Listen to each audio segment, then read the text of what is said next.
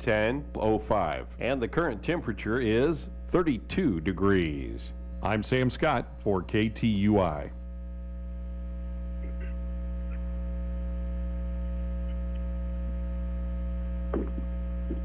Hey, good morning and welcome back. Here we are live at the White Mule Winery on the high plains of Gaston County. 30 degrees here at airtime with a fuzzy, cloudy sky out there, and I don't know if it's just prelude or we hope winter's last and snow, but we shall see. Let's talk to depends on who you're listening to. 1 to 3, 1 2 to 4, or more. But it is what it is, and hopefully it'll be all out of here by the end of this week, and then we can truly look forward to a good warm up. So maybe you can get to the second half again. Yeah. But that's the more all ready to go, Tracy. Just, you got yours ready? Not yet. Okay. Well, it'll be here before we know it. But always look forward to that, without a doubt. Hey, good for you to be along here this morning on KTUI, 1560 AM, 94.1 FM, or possibly you're watching on Facebook Live, if you're so. Good to have you on board. A little shout out here. I had some guests at the winery this weekend that said there was a group in Sullivan in Florida that listened to KTUI and me every week. So, that's not a bad deal. I didn't know we reached out that far, but welcome aboard. You guys are in the right place because it is still snowing up here. So, but I will tell you that the buzzards have come back, and the peepers have been out, and probably will go back under, in the ground underneath the water because it's going to get a little bit silly again. But the sign of spring are here, and we're absolutely looking forward to it. I think we have a guest this morning. I think it's Roger's first time on the show. Of course, Major Roger Armstrong is with the Gaston County Sheriff's Department, and our sheriff's on island and him this morning because a big initiative, Roger, coming up on the April ballot for Sullivan and Gaston County Sheriff's Office, but all law enforcement in Gaston County. This is it's not the first opportunity in Gaston County over the years to look at a initiative for law enforcement. Gaston County has covered a lot of area, and for a long time, Roger has been, short on funds, because we don't have, even though we have tourism and we have a fair amount of retail in the county, we still aren't bringing in the amount of tax dollars, that are needed for all the services there. And, we're out in Gaston County, but an awful lot of our clientele is absentee landholders to a big degree, and it's a big old spacious place here. And it wasn't too long ago that I remember when I was commissioner in Gaston County that we didn't even have one person on duty 7/24, and we've improved upon those numbers throughout the years, but still kind of a shortfall in regard to law enforcement, and I guess major people's expectations of what they want, because not all of us in Gaston County have lived here for generations, and we kind of know what to expect. A lot of people that move into our area, really have high expectations of what if they move up to the city, and then to hear that an officer should be there immediately, and they, if the cat goes up the tree, or whatever their issue may be, their expectation is to call the And that's hard to meet all those expectations sometimes. Yes, which is the reason why we're asking for the half-cent sales tax on this. So yes on that. We currently fund one deputy, and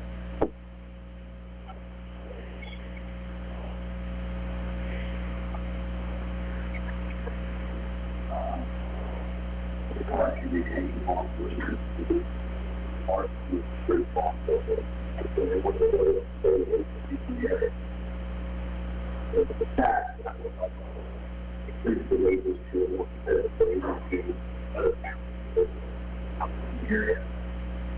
Hopefully, maybe to the guys that are there, so that will help the environment that we put in that nature.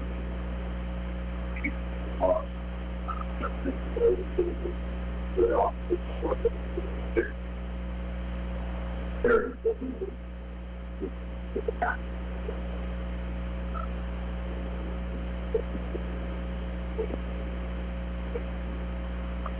You know, we don't live, and we're very lucky that we don't live in a particular area where you have a lot of demonstrations about defunding the police, and as they do, you know, in some cities across the U.S. But as a whole, law enforcement has taken, in my opinion, an awful lot of political hits in the last several years in regard to the bigger picture of things. If you look at New York, if you look at San Francisco, and if you look at, you know, the government policies, you know, that have driven some of these particular things, and, you know, in some situations, the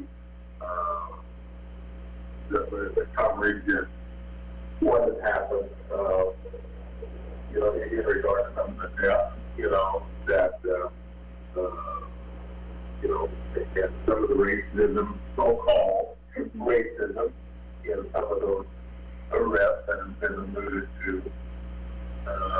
But, you know, you got to step back, and there's not to say, in my opinion, that, you know, all law enforcement is perfect, which they are not.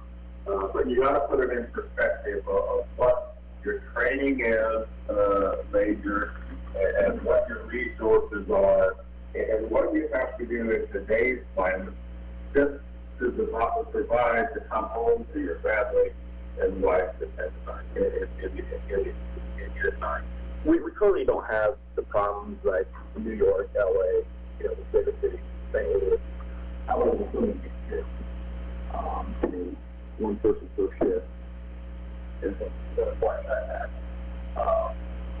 They have better ways to be able to recruit better officers. Up to the liability later on. You get jobs in the town or the county, they might. Putting gas in one area, you can look at some of the previous cases that happened there with officers.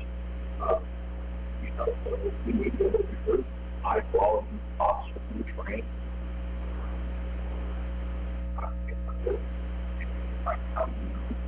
A lot of agencies are hiring people that other agencies you don't want to should be working bring with them they go out to work hard this way go backwards. But it'd be nice to have a partner to work with at night. There's no question about it that is a key ingredient, you know, to having backup, to being able to even know in a situation. And domestics are, you know, a thing that when I was back in county commission, we kind of looked at. I don't remember exactly, Major, but an overwhelming number of the calls that came in with domestic abuse of some kind. There are very explosive situations that you walk into, in that kind of a setting. Domestics are very, very dangerous. They can go south real quick. Then give it a chance of use of force coming up because of it. We have one officer who they brought here on the back and if they're not in over negotiation county or somewhere else Or working a range, or whatever the. Exactly, or if, you asked Herman or Owensville Mutual Aid, well, then they're leaving their town unattended. So you have to take that responsibility as well. And now if you were asked for help, you get some help. Now those are gone. So with the fact that it will help all law enforcement, hopefully, more manpower for those families, for the sheriff's office, I don't think speak for the municipality, what they would do their portion. But at least the sheriff's office on the road. And you know, like I've done response at the time is crucial. The fact that it's solved. Like that situation. So that's what people on the road, absolutely. And I don't know what the mix here. I think is what 75% of the tax district. So a half of that will go to Gaston County. So 75% goes to the sheriff's office. 25% will be split up between 5 municipalities. What they do with their portion of the money. Our portion will go to first area, which will be increasing starting to 40,000. Well, even in-county agencies. Yes. That's the crux of this. I mean, these probably got officers in the bigger municipalities making more starting money. Well, the municipalities make, on average, I think it's all the quite to it, but I think it's somewhere around $4 or $5 more an hour as it is right now. So if you have a new recruit that's looking at coming in the area because they have family here or whatnot, they, you look on paper, if you don't know the sheriff or myself or somebody who works for an agency, why would you go to someone that pays $28,000 and somebody that pays $41,000? You can try to sell it to them, but the reality is money. The reality is it's money, and the end result is that we only become a training ground. Yeah. For young people that want to, or sometimes whoever, but become a training ground so they can move on and get better jobs. And nobody majors, nobody don't want people to improve and do what they have to do for their families. But the consequences of it is not the productive law enforcement that you really, and attention to detail, and being able to do community policing. That's the key as far as I'm concerned. Well, and that's just it. With new recruits, a lot of people don't realize if I hire somebody at a academy who's not necessarily from here or hasn't been involved in criminal activity, who don't know who the guys are, you're standing at somebody at a gas station who's there before and you don't even know who the people are. And so the more turnover you have, the less likely you are to know who are the players of the game. That only hurts us as law enforcement being able to apprehend the criminals, but that also helps or hurts the prosecution for it. If an officer leaves here, trying to get that person to come back, we have no legal ability to bring them back, or judge and prosecute it. So we currently have an officer who left, who's looking at a couple different cases, and we're trying to get the officer to come back to testify. He's very completely out of law enforcement, so what did we do to bring him back? So all that does is perfectly okay. So we'll have another officer look at it. We'll say, here, do that case so that we don't lose the case. So if you have a high turnover, you've got new officers who don't know players in the game, you never have a turnover. So if you're constantly having turnover, it can keep good. So the position keeps, the more you can keep your guys here, the better they're going to play. And that's such a valid point. And the other, I think, extremely and maybe longer term benefit of having long-serving law enforcement is the trust between the community and that officer, and the knowledge and the relationship that is built only over time. That is a precursor to kind of what happens down the road with individuals, and being able to know your community and know where maybe the problems are, and then having law enforcement there for a constituent or taxpayer to say, I want you to kind of look what's going on in this particular block, or, you know, in the farm next, and that's just, you know what I'm saying? And I think there's a method, and you do that, don't misunderstand me.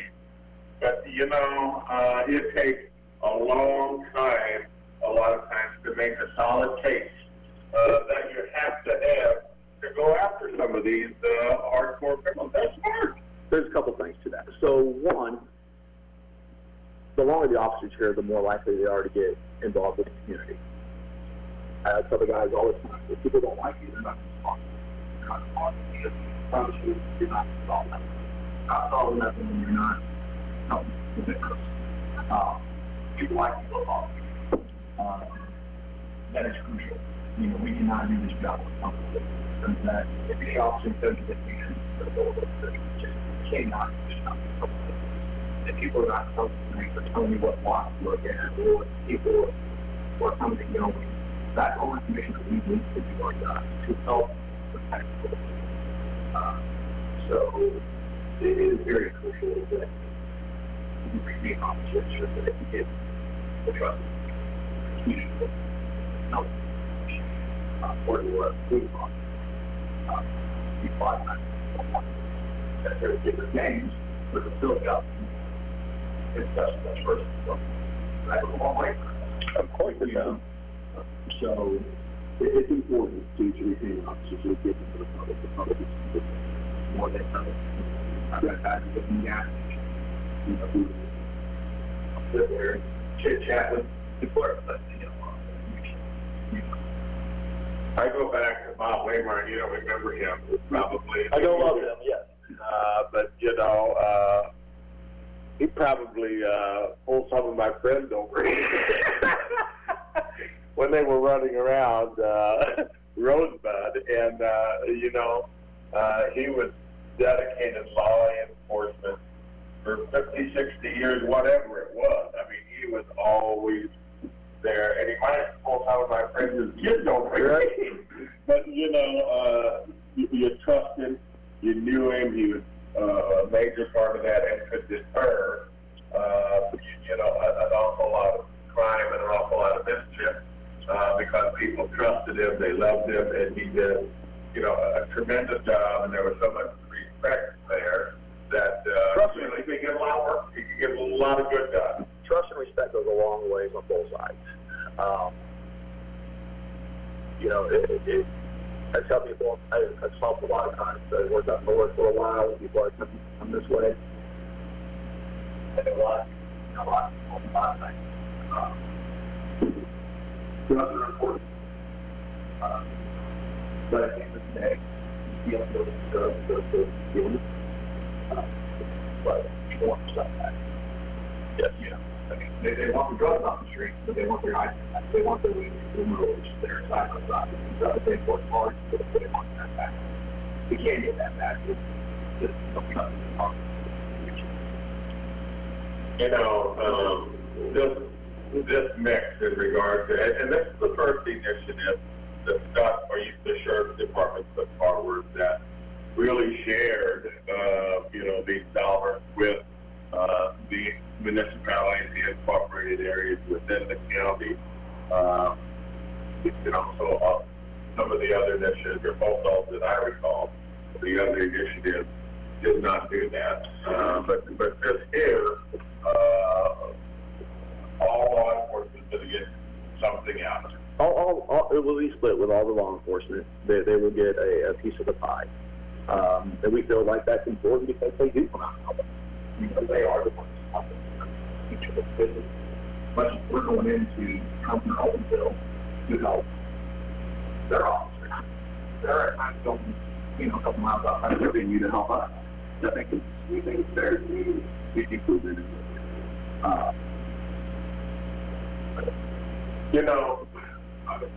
There is disparity in the taxation, in my opinion, because we all go to the municipality and spend money. All the residents, but most all the residents of Gaston County do that, and through our sales tax that is applied there. The city of Oakville, the city of Herman, the city of Rosebud, they all have their own sales tax, which they need. There's no question about that. But we all pay that particular tax that allows them to have a more fully staffed, a more higher paid law enforcement for inside that city limits. I'm not saying that they don't get mutual aid, but we know that they do.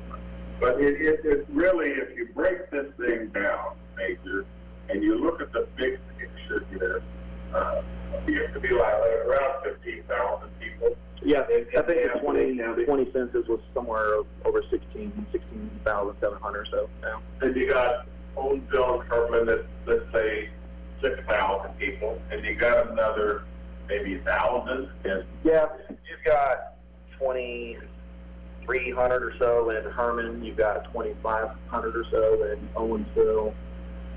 You've got Rosebud 500, whatever. 500 or so. You've got Bland. Rosebud about 400, Bland about 500, Gaston about 200. So here's the bottom line. Let's just say 6,000 people in the incorporated areas in Gaston County, give or take. And then you've got 9,000 people, actually 10,000. About 10,000. Let's just make it simple and say twice as many people on the outside of the municipality than on the inside.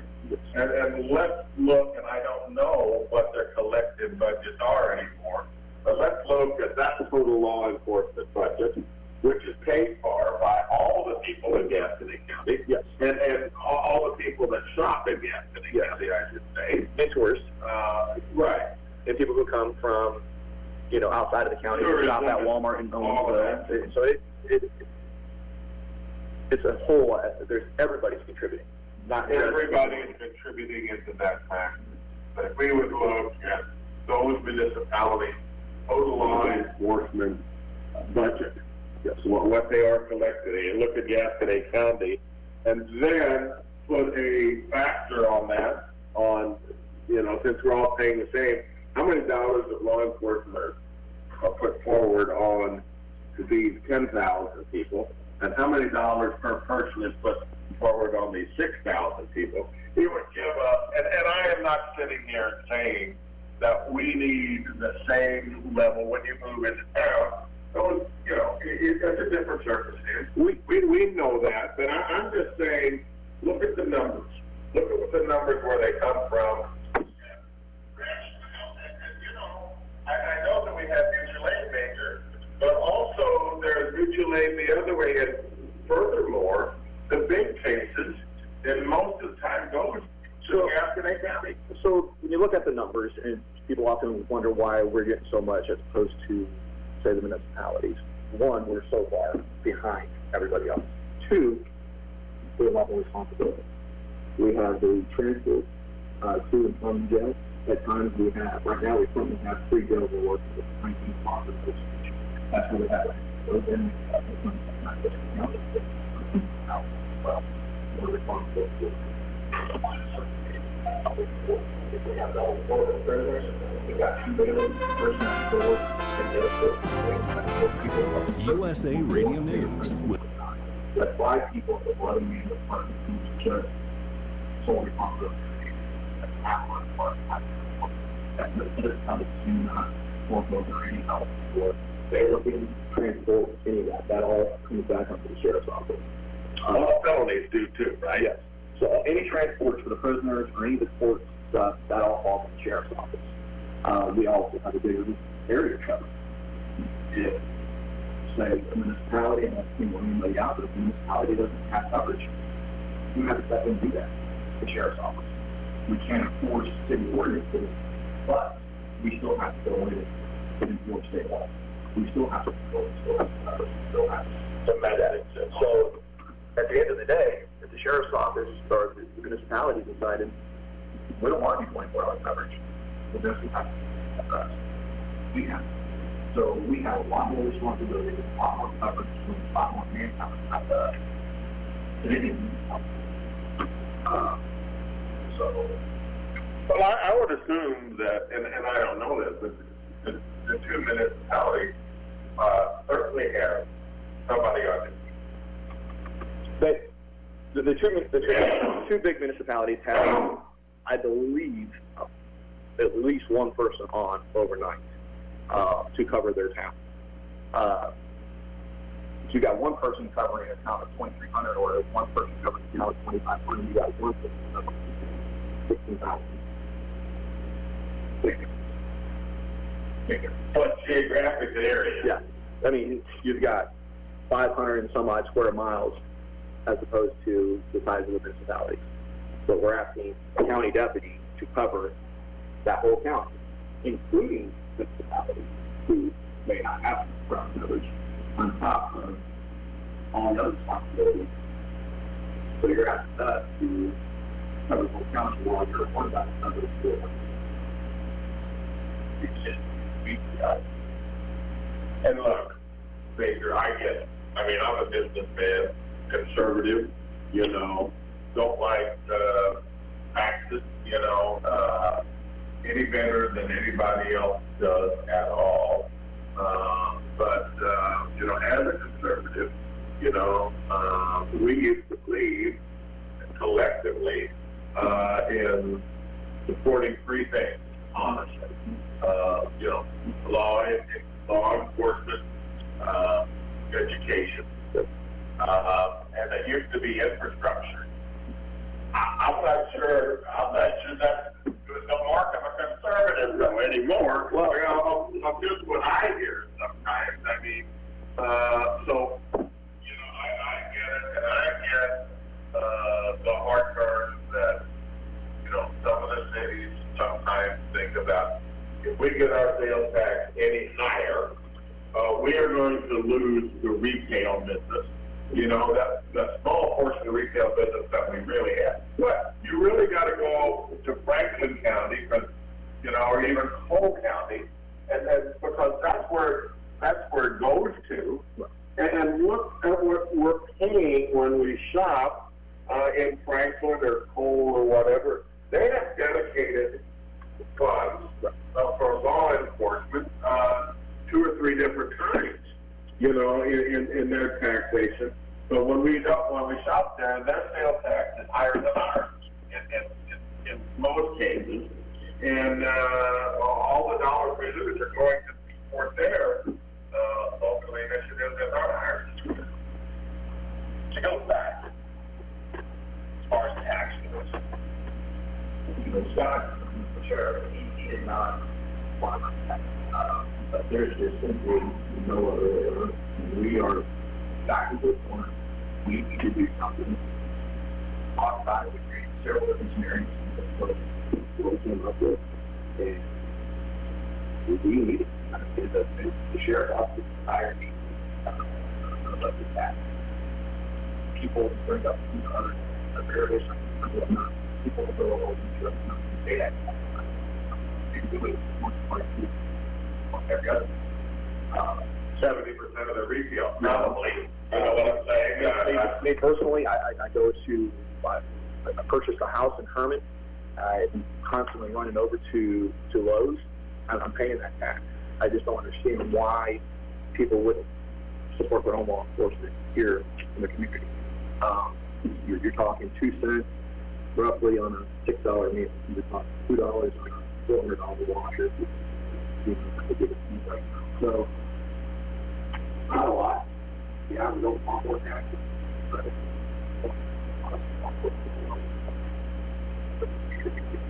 still side by side, helping with you, not whatever we get on, we're trying to have taxes, the month, you're paying the tax bill, and so it's like that also for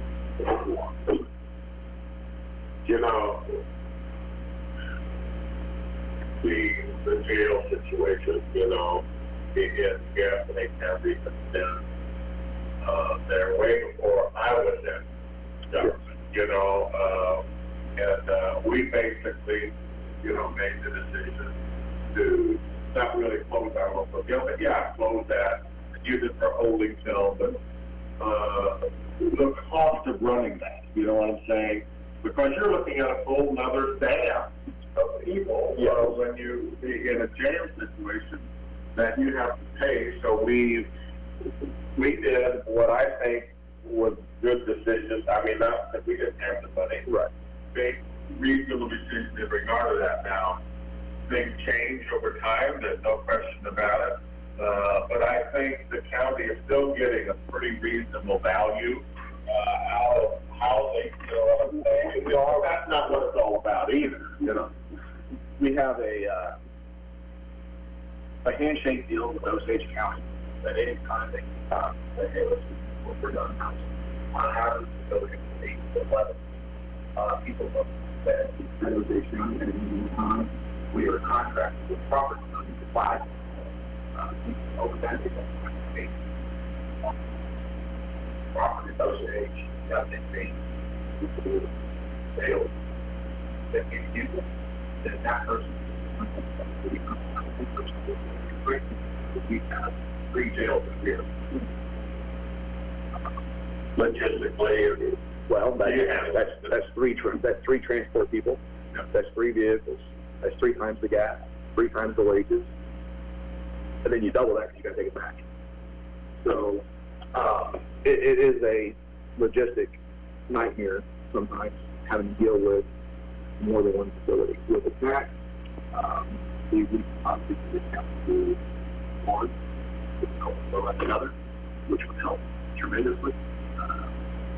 But we're not there to anything about that, so I would have to do that. I guess that part I don't understand. How could you consolidate that with this tax? Just guarantee more bids at one location? Yes. Okay. I don't have the quite number yet. What it is, with Osage charged us, they need to work a little bit less. Right.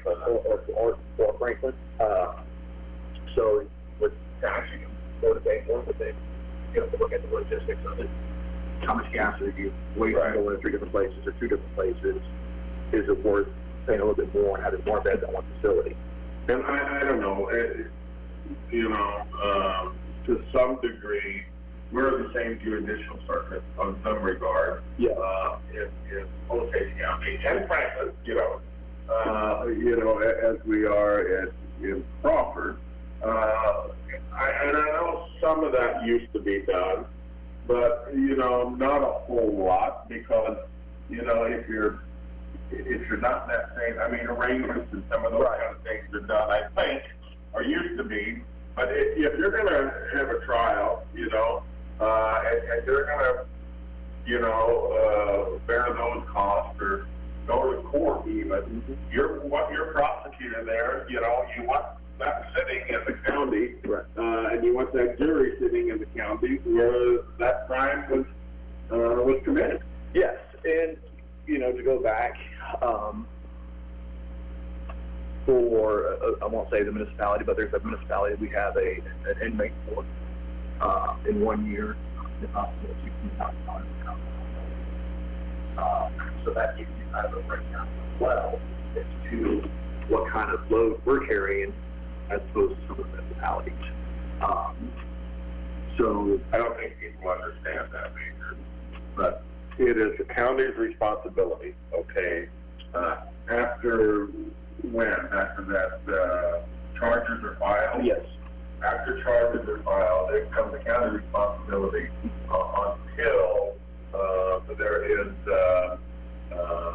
an arraignment and or a trial, you know, or bonded or whatever. Until in the case that it's both, it's on our watch and it's on our pay, you we have to take care of the municipality, They're state charged, but they originated from. exactly. So they originate from the municipality, now they are a state charge. We bear the responsibility of getting them back to the facility for doctor's appointments, whatever, any transport that they need while they're incarcerated. And look, Major, I'm not indicating at all that any of those things are to where they should be legally. Correct. You know, I'm just merely trying to get people to understand. Because I would, and you would too. Right. You can't have prosecutors, you know what I'm saying, in all these, you know, and that's, We don't have an issue with it following on our, us bearing it. However, it's just the cost. It's just, well, we don't have the money for it. We just simply don't have the money. I mean, we run a very, very tight budget. When you look at our office, it's sort of a tight person from London. On half of our electricity. Half of our electricity doesn't work. We've got some. We got a mold issue. Half the electricity doesn't work. We've got water that ran into the building. We've outgrown it. Money's a huge issue for us, and this is the only way that we could do it, was a tax. And I do understand that. It's a tough road to hold. It is hard to educate everybody, and that's all we've tried to do. Get the facts out there. Have people make up their own mind on what they do. But I would beg to say that, today, whoever was listening has a better understanding, I hope. I hope so. You know what I'm saying? What the circumstances are. It's important to know that, yes, we need the money as the sheriff's office. However, the municipalities are getting their share of that. People want to argue whether it should be more or less, or this is what we felt at the time. Compared to the cost that we have and how hard the time we are compared to it. Why we come up with this the way that it is, but the municipalities are getting their money. One thing I hope is, correct. At least in the short term, our sales tax countywide has risen to some degree. The number, I don't know if it was. the number for 2021 was something like 1.1 million. Is what's projected for 2021. So we've got somewhere around 1.1. So it's going up. I think it goes up. The money going to 25% is 25%. Right. A quarter of it, if you want to say, however you want to word that.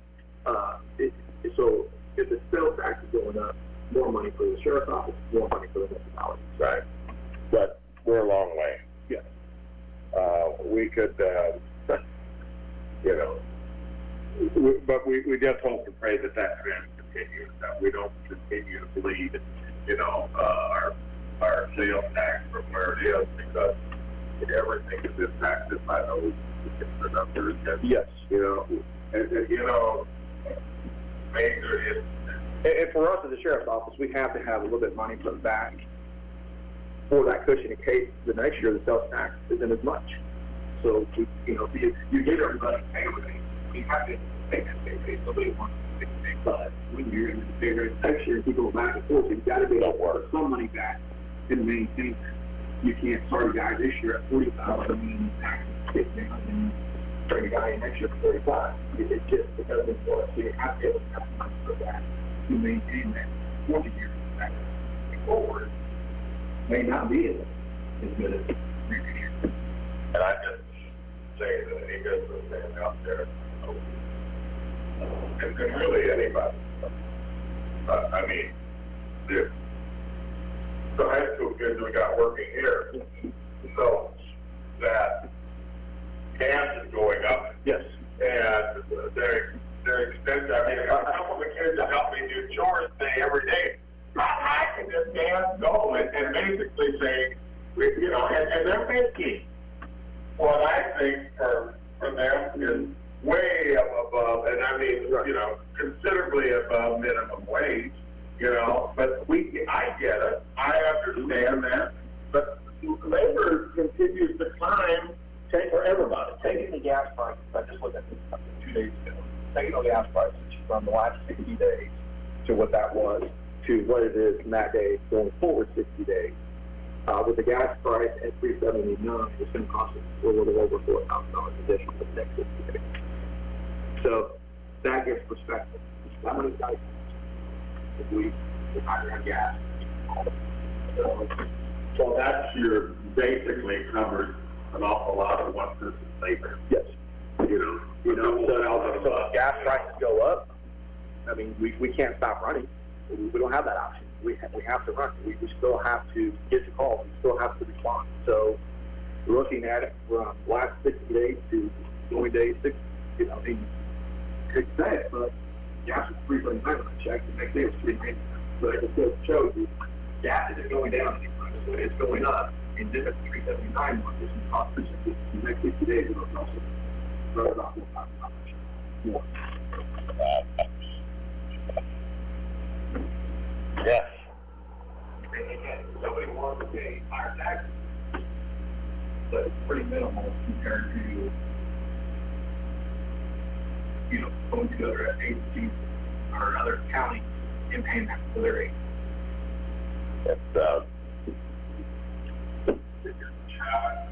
Maybe there's no question about it all you can do is do your very best job, you know, and you do that. What resources you have, and, you know, continue to move on. I would say provide us the best service that you possibly can. And look, I do not hear, I hear a lot in here. I do not hear negative, you know what I'm saying, about Gaston County Sheriff's Department and what they're doing. It's more the service that they are providing. Our guys, they get out there and regardless, they do their absolute best with what they've got. You know, they go to other counties to training, or they go to other facilities, they've got the water, they got the they got all it, you know, here they are with candy guns from the last 3 years and vehicles that got, you know, 150,000 miles on it. So it's a morale killer. You know, these guys, they still come in every single day. They don't call in. I can't tell you the last time the guys called me today, or as they show up for it, and they get 150 while they're there. So they're getting paid a lot less than anybody else around. And they still go on. They're awesome. They really. And we who have an understanding know that and appreciate that. Thanks. Thank you guys. We know. And as a whole, Gascony County, more than not, that's here since 2005. They are very supportive. As a whole, Gascony County, they support us. We appreciate that. Sheriff's Office. We are the people part. You know, we're the Sheriff's Office. We're the people part. Given that time with how important Sheriff is, chief officer, understand what kind of responsibility the Sheriff Island has, and the chief officer, that we are the people who are more so than not.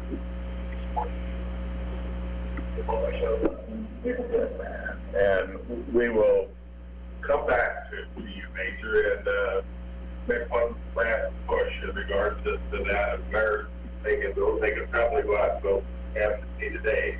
I think so. I think about ready. logistics about that, they can call the county clerk's office and they can figure that. But we'll come back with you.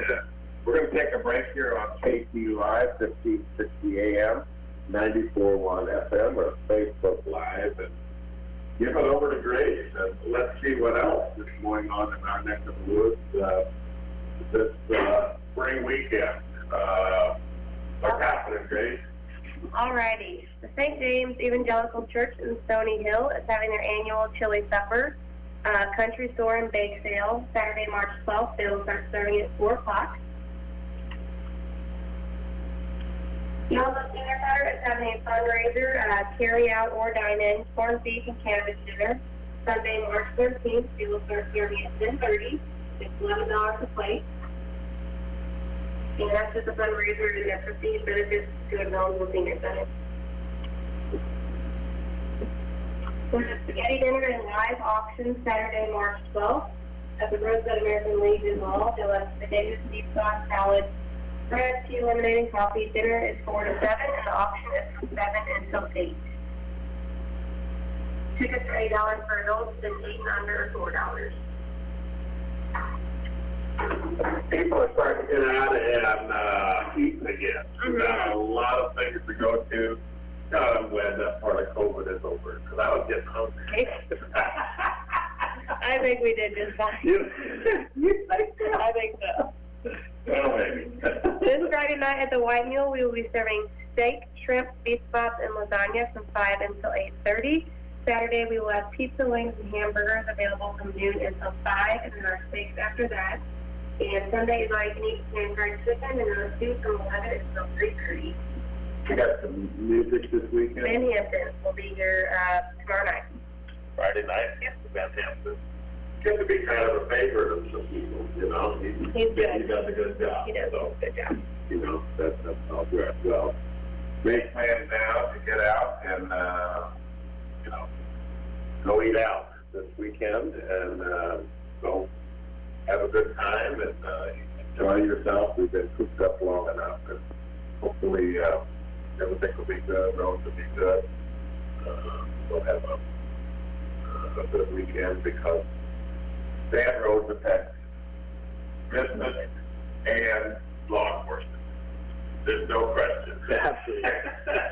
Absolutely. You know, when snow or ice come, you guys are going to need that other person on duty at least, you know. Absolutely. Well, we're talking a law enforcement tax of a half cent. Yes. Coming up here on April the 4th. We're talking with Major Armstrong. Is it 5th? April 5th. I'm smart. But it's coming up soon here. Tell us again, Major, in regard to how this money is going to be distributed, how it's going to be used, what your expectations for this investment in Gallatin County law enforcement is, and how it will all benefit. Several federal actions that we looked at on law enforcement, county-wide law enforcement tax. Municipalities did a quarter of the assets generated rather than that. Once the law goes over, it's going to be $1 million. That would get 25%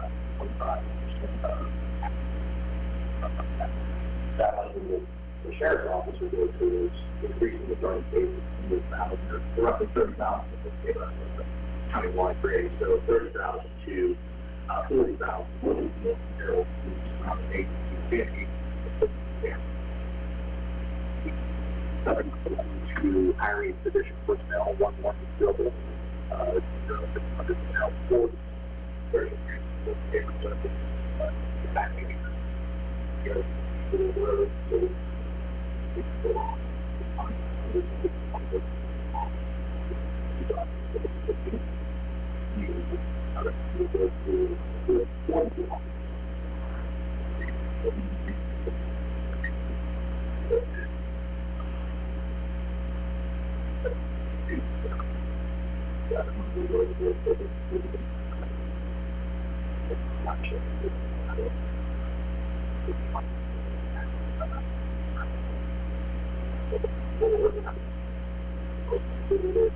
Shot.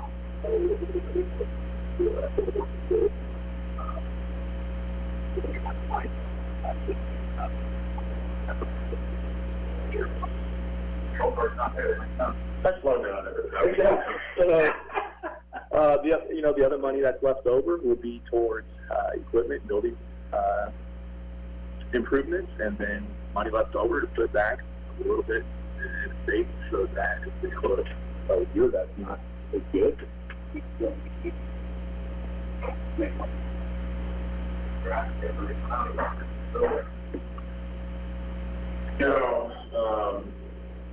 I want people to give some real thought into, be conscious decision making here. Just let me put this part.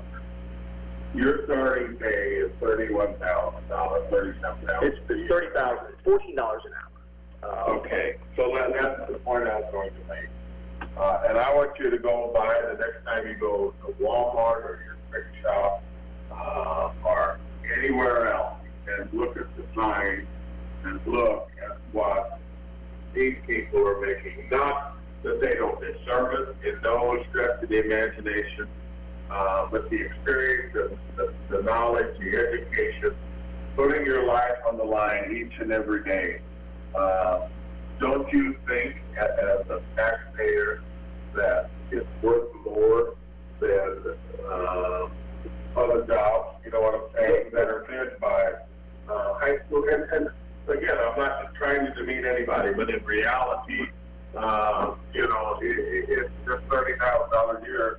Just don't cut it. Local fast food establishments make as much now that we're at $14, make as much, if not more, than a county deputy does.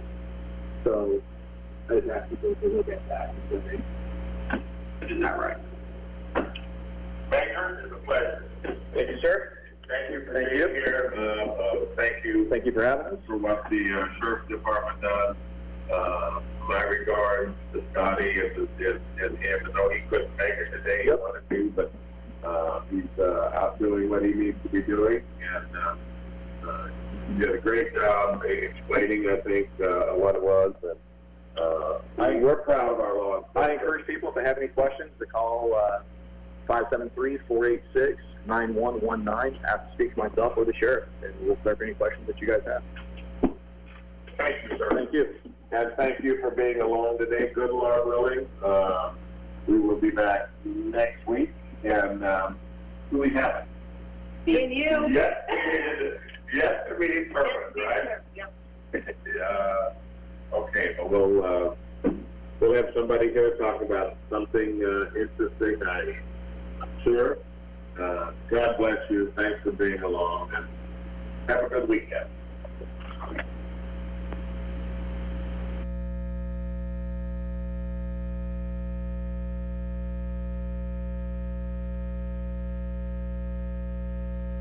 I'm Miles Strid. I'm a deputy warden at the Jefferson City Correctional Center for the Missouri Department of Corrections. I think a lot of people, when they look at corrections, they